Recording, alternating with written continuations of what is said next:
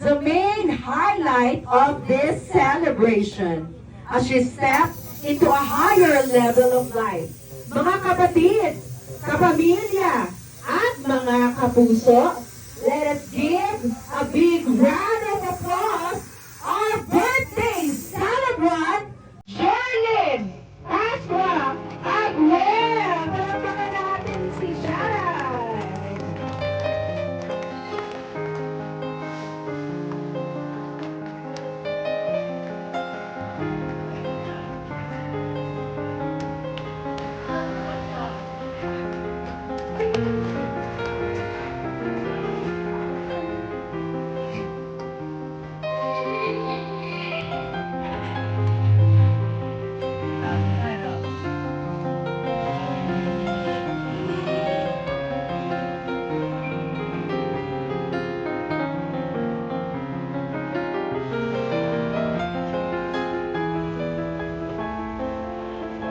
Alright, so to spiritually open the program, may I ask everyone to please stand for the Lord's moment for our guidance and blessing to be led by Tito Dar Buwan, the celebrant's Tito.